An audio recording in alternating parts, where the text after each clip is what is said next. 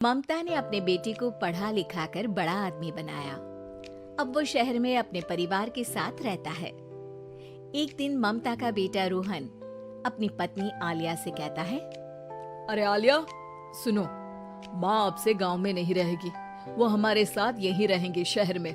उनका कमरा आज नौकर से बोलकर अच्छे से साफ करवा देना। ओह, आज तो मेरी किटी पार्टी है, फिर मुझे जिम और फिर शॉपिंग। ठीक है, कल करवा दूंगी। अच्छा, लेकिन माँ के सामने ये कपड़े नहीं चलेंगे। हाँ, तुम्हें साड़ी या सूट पहनना होगा। अरे बिल्कुल भी नहीं। मेरे मम्मी पापा ने इतना पैसा लगाकर शादी इसलिए नहीं की थी कि मैं अपनी मर्जी के कपड़े पहन ओढ़ भी ना सकूं। अरे चलो, गुस्सा मत हो, लेकिन कुछ दिन तो माँ की खुशी के लिए कर सकती हो ना।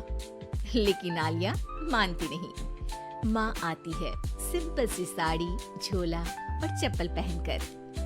अरे रोहन, मैं इनके साथ कैसे रहूंगी? मेरी फ्रेंड्स क्या कहेंगी? ये तो पूरी गंवार लग रही है। आलिया, माँ गांव में रहती थी इसलिए ऐसी हैं। तुम आज ही माँ के साथ जाकर उनकी पसंद की शॉपिंग करवा देना। इनके साथ घर के अंदर रहना मुश्किल है, बाहर तो मैं कभी भी ना जाऊं। रोहन को आलिया पर गुस्सा आ जाता है। माँ, ओ माँ। हाँ बेटा।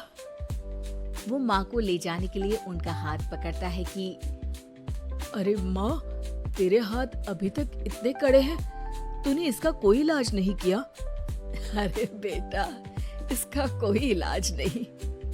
वैसे भी मुझे कोई शर्म नहीं कि मेरे हाथ मुलायम नहीं है, क्योंकि इन्हीं हाथों से मेहनत कर मैंने तुझे बनाया है बेटा। अगले दिन, माँ, मैं ऑफिस जा रहा हूँ, कुछ लाना हो तो आलिया को बोलकर फोन करवा देना। रोहन के जाने के बाद, आप ना आज कमरे में ही रहिएगा, घर में पार्टी है, मेरी सहेलियां आ रही है, मैं उन लोगों के सामने आपको नहीं ला सकती हूँ। ठीक है बहू, लेकिन तुम कहो तो मैं कुछ खाने को बना दूं तुम लोगों की पार्टी के लिए। वो लोग सिर्फ कॉन्टिनेंटल या थाई फूड ही खाते हैं। कोई बात नहीं, कभी इंडियन खिलाने वाला कोई मिला नहीं होगा ना। मैं बनाकर कमरे में चली जाऊंगी। जैसे आपकी मर्जी। आलिया के घर उसकी दोस्त आती है, पार्टी होती है। अरे वाह आलिया, ये क्या है खाने में? बड़ा ही स्वादिष्ट है यार, इसकी रेसिपी मुझे चाहिए। हाँ, और ये दाल, ओ माय गॉड, मैंने तो किसी 5 स्टार में भी ऐसी दाल नहीं खाई है यार। तू कुक को यहाँ बुलाना। अब आलिया घबरा जाती है। हाँ, हाँ, क्यों नहीं? माँ जी, जरा बाहर आइए। आलिया की सास सिंपल सी साड़ी और गांव के अंदाज में आती है। अरे बहू, क्या हुआ? खाना पसंद नहीं आया क्या? बहू? अरे ये गांव से दिखने वाली औरत तुम्हें बहू क्यों बोल रही है? कौन है ये? वो हमारी नई नौकरानी है। सास बहू की बात सुनकर बहुत दुखी हो जाती है। वो सर झुकाकर जा ही रही होती है कि एक सहेली बोल पड़ती है। अरे कहाँ जा रही हैं माँ जी? वो उठकर उनके पैर छूती है। जीती रहो बेटा। क्या है ना, आपकी शक्ल बिल्कुल मेरी माँ जैसी है। पता है आलिया, मैं शहर पढ़ने आई और फिर शहरी हो गई, लेकिन मेरे माँ पापा तो आज भी गांव में रहते हैं, बिल्कुल इनके जैसे ही हैं। आप यहाँ बैठिए ना आंटी, आप सच में बड़ी खूबसूरत है और आपके हाथ का खाना तो लाजवाब है। काश ये मेरी सास होती।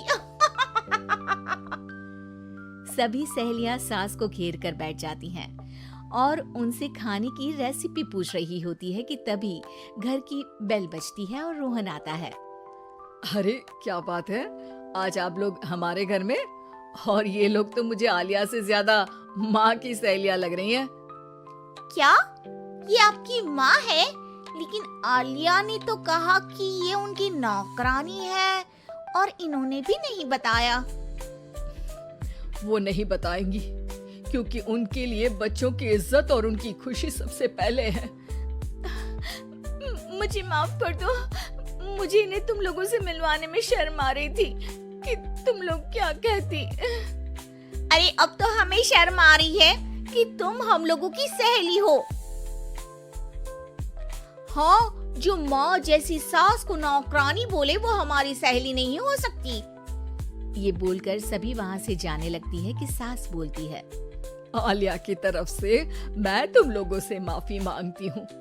उसने जो कहा उसके लिए मैं उसे माफ करती हूँ। अब तुम लोग भी उसे माफ कर दो, क्योंकि अगर तुम लोगों ने उससे दोस्ती तोड़ी तो फिर मेरे हाथ का खाना कैसे खाओगी?